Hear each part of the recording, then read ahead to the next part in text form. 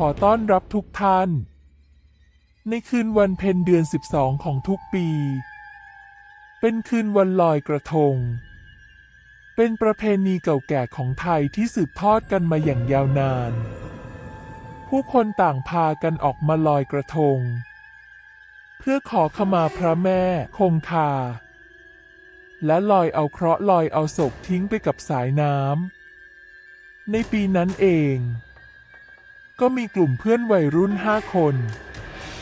ตั้งใจที่จะไปลอยกระทงกันที่ริมแม่น้ำเจ้าพระยา ทุกคนต่างก็แต่งกายด้วยชุดไทยสวยงาม ใบหน้าเปื้อนยิ้มและเต็มด้วยความสนุกสนาน เมื่อทุกคนเดินทางไปถึงริมแม่น้ำ ทุกคนก็ช่วยกันตกแต่งกระทงด้วยดอกไม้และธูปเทียน หลังจากนั้นพวกเขาจึงนำกระทงลงไปลอยในแม่น้ำ พวกเขาต่างพากันลอยกระทงของตัวเองไปด้วยกัน แต่มีเพื่อนคนหนึ่งชื่อชัย กลับเดินห่างออกไปลอยกระทงเพียงคนเดียว เมื่อเพื่อนคนนั้นลอยกระทงไปได้สักพัก ชัยเขาก็ได้ยินเสียงหัวเราะดังมาจากข้างๆเขา เขาหันไปมองทันทีชัยเขาก็เห็นหญิงสาวคนหนึ่งยืนอยู่ริมแม่น้ำ หญิงสาวคนนั้นอายุไม่มาก เธอสวมชุดไทยสีขาว ใบหน้าของเธอนั้นดูซีดเซียว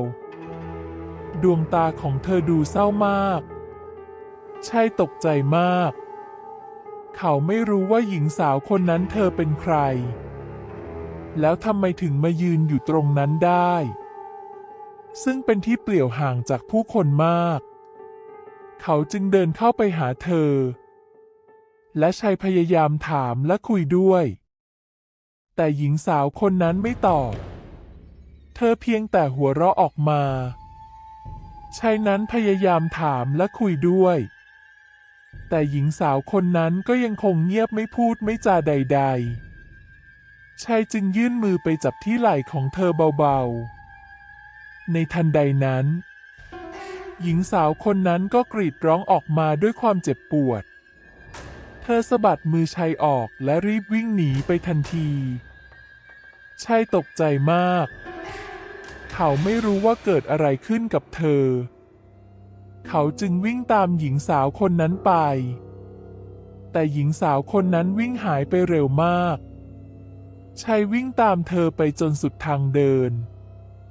แต่เขาก็ไม่สามารถตามเธอทันและไม่รู้ว่าเธอหายไปได้ยังไง หญิงสาวคนนั้นเธอหายลับไปท่ามกลางความมืดมิดชัยยืนนิ่งอยู่สักพัก เพราะเขาไม่รู้ว่าจะทำอย่างไร เขารู้สึกกลัว และไม่เข้าใจกับเรื่องของหญิงสาวคนนั้น ว่าเธอต้องการอะไรกันแน่ หลังจากนั้นชัยตัดสินใจแยกกับเพื่อน และเดินกลับบ้าน ระหว่างทางเขาพยายามลืมสิ่งที่เกิดขึ้น แต่เขาก็ไม่สามารถลืมภาพหญิงสาวคนนั้นได้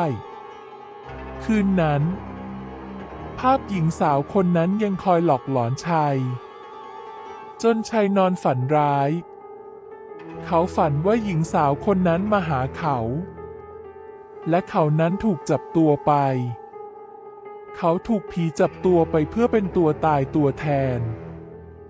ชัยตื่นขึ้นมาด้วยความตกใจ เขารู้สึกกลัวและขวัญเสีย เขาไม่อยากเชื่อ และไม่อยากให้สิ่งที่เขาฝันนั้นเป็นจริง วันถัดมา เขารู้ว่าเขาจะต้องหาทางช่วยหญิงสาวคนนั้นให้ได้ชัยจึงตัดสินใจกลับไปที่ริมแม่น้ำนั้นอีกครั้ง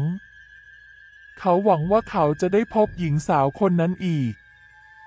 ชัยเดินไปตามทางเดินริมแม่น้ำเรื่อยๆ และเขามองหาหญิงสาวคนนั้นอยู่นาน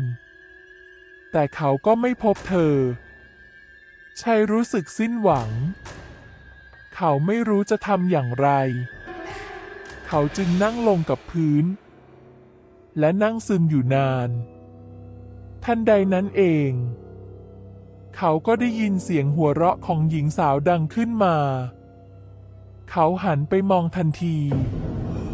เขาก็เห็นหญิงสาวคนนั้นยืนอยู่ตรงหน้า หญิงสาวคนนั้นยิ้มให้ชัย เธอบอกว่าเธอขอบคุณเขาที่มาเพื่อช่วยเธอ ชัยก็ยิ้มตอบและเขาก็ดีใจที่ได้ช่วยหญิงสาวคนนั้น หญิงสาวคนนั้นบอกกับชัยว่า เธอชื่อนวล เธอเป็นนักศึกษามหาวิทยาลัย อายุเพียง 20 ปี เธอนั้นถูกฆาตกรรมในคืนวันลอยกระทงปีที่แล้วชัยตกใจมาก และเขาไม่อยากเชื่อเลยในสิ่งที่ได้ยิน นวลเล่าต่อว่า เธอถูกฆาตกรรมโดยชายคนหนึ่งที่เธอรู้จักและสนิทสนม เขาหลอกเธอไปฆ่าในคืนวันลอยกระทง แล้วโยนร่างของเธอลงไปในแม่น้ำ และผีของนวลก็ถูกผีร้ายจับตัวไป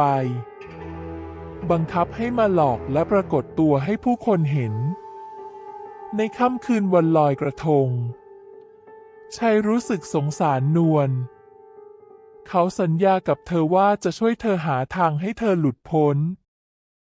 ชัยเขาเดินทางไปทั่วทุกที่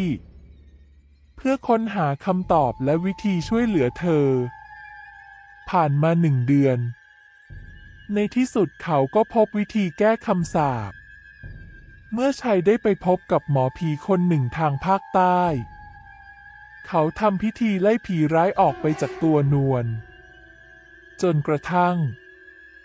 นวลหายเป็นปกติ เธอขอบคุณชัยที่ช่วยเธอไว้และปลดปล่อยเธอได้ ชัยและนวลมีความรู้สึกดีต่อกัน ทั้งสองคุยกันอย่างมีความสุข แต่สุดท้ายแล้ว ทั้งสองก็ไม่อาจฝืนความจริง ชัยและนวลไม่สามารถใช้ชีวิตร่วมกันได้ ทั้งสองนั้นอยู่กันคนละภพภูมิ แต่หลังจากนั้น ในทุกค่ำคืน ชัยก็จะมาพบกับนวลเป็นประจำ ขอบพระคุณทุกท่านที่รับชม แล้วพบกันใหม่ครับ